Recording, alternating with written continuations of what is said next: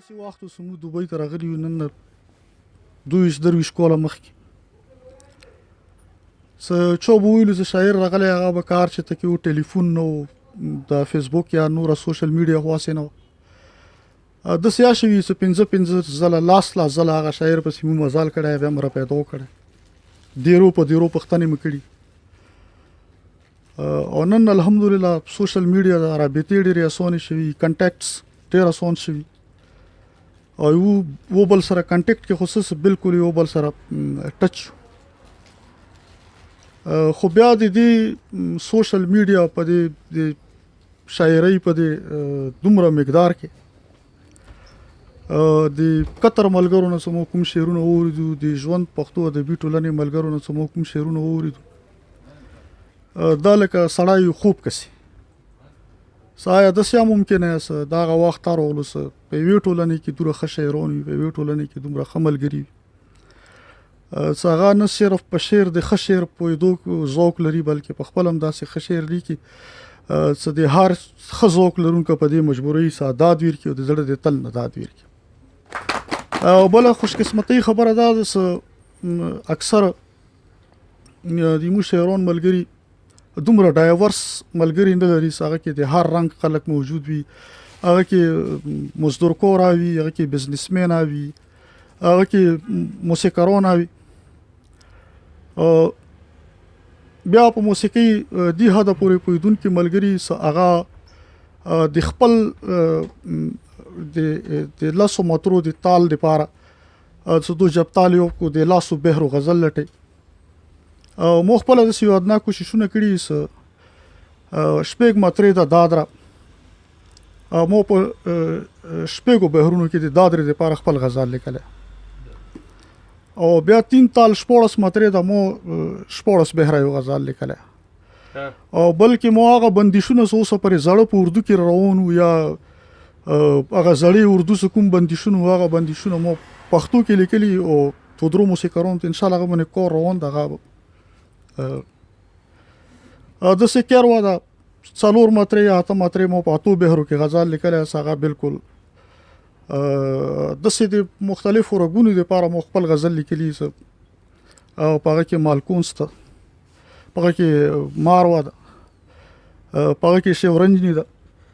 دوه رګونو ته مو خپل غزل لیکلي هغه په دې راک کې ډېر په اسانۍ سره کمپوز کېدای شي او بیا ټیکاسو سره موسیقار خپل په کومه باندې لګوي شي ملګرو ته پکور د شعر چونکې د ریدم نور وتله ده او څو پورې سړی په موسیقي نه پیږي هغه نیچرل ریدم راتلل پغه کې بیا لږ مشکل کول ملګرو ته پکور د استاد نه استفاده وکړو لکه په عراق په پیژندلو کې یا د ټیکي په پیژندلو کې د مو سره ډېر مدد کوي شي څو پورا ریدم کې روشي بیا تشریح اتوماتیکلی ریدم کې ډېر امانه ډېر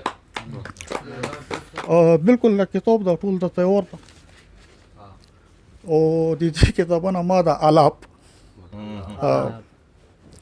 او په باندې کتاب کې دي ملګری وګوري بیا موسیقي د پاره اول دینه ما موسیقي د الاپ ما ته د خپل نظر د زور شو درک لالیه ما ته د خپل نظر د زور شو درک لالیه تش می درو کتل او ځان شو در نو رک لالیه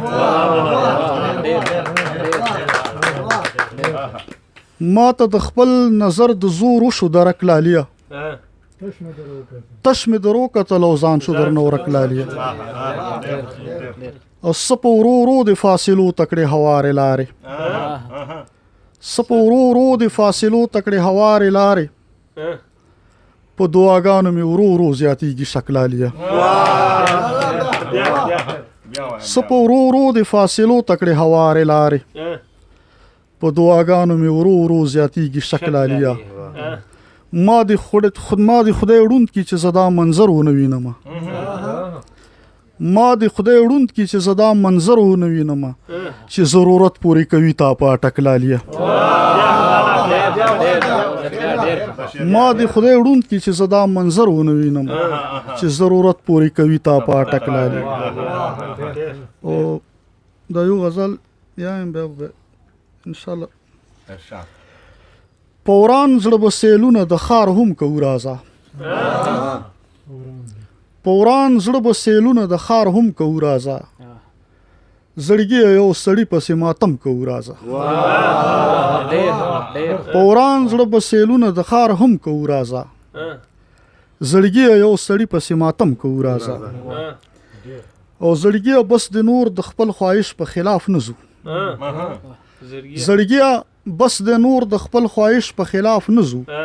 مونږ هره لوفري وکړه دا هم کوو راځه زړګي بس د نور د خپل خواهش په خلاف نه ځو مونږ هره لوفري وکړه دا هم کوو راځه او زړګي هر سم کار کې فایده شته خو مزه نشته زړګي هر سم کار کې فایده شته خو مزه نشته او پټ پټ په داسې یو نیم کار ناسم کوو راځه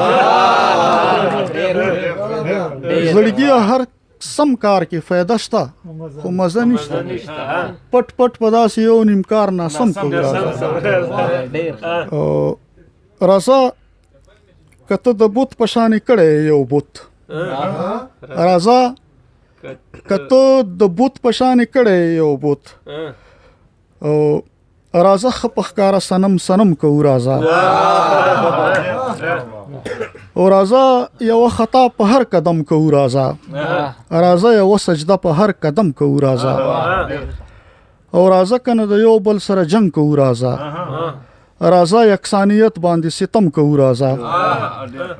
او ممتازه په خلا کېږو به یو دم په هغه دم بس یو ګیب بل نه ګیلې به دم په دم کوو راځه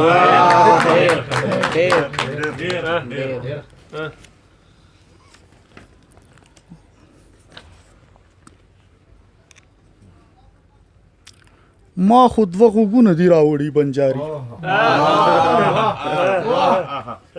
ما خو دوه غوږونه دي راوړي بنجاري تا ډېر دستانونه دي راوړي بنجاري او مور یې هغه وایي اوس یې واخلئ ښار ځان مور یې هغه وایي اوس یې واخلئ ښار ځان مور یې کفنونه دي راوړي بنجاري مور یې هغه وایي اوس یې واخلئ ښار ځان مور یې کفنونه دي راوړي بنجاري او پاړ پاړ شونډې وینې کړې د سوخت یوې مسکا پاړ پاړ شونډې وینې کړې د سوخت یوې مسکا تا ولې رنګونه دي راوړي بنجاري او پاړ پاړ شونډې وینې کړې د سوخت یوې مسکا تا ولې رنګونه دي راوړي بنجاري او ستا بکسې ته زیړ ولاړ دی یو ستړی محروم ستا بکسې ته زیړ ولاړ دی یو ستړی محروم د په اوږو غرونه دي راوړي بنجاري ستا بکسې ته زیړ ولاړ دی یو ستړی محروم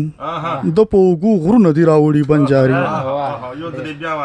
ډېره مننه ستا بکسې ته زیړ ولاړ دی یو ستړی محروم د په اوږو غرونه دي راوړي بنجاري او ته چې د ممتاز کوڅې کې چغې وهې نن ته چې د ممتاز کوڅې کې چغې وهې نن تا جوړ ګیلاسونه دي راوړي بنجاري ته چې د ممتاز کوڅې کې چغې وهې نن تا جوړ ګیلاسونه دي راوړي بنجاري سلامونه او نیکې هیلې احترامات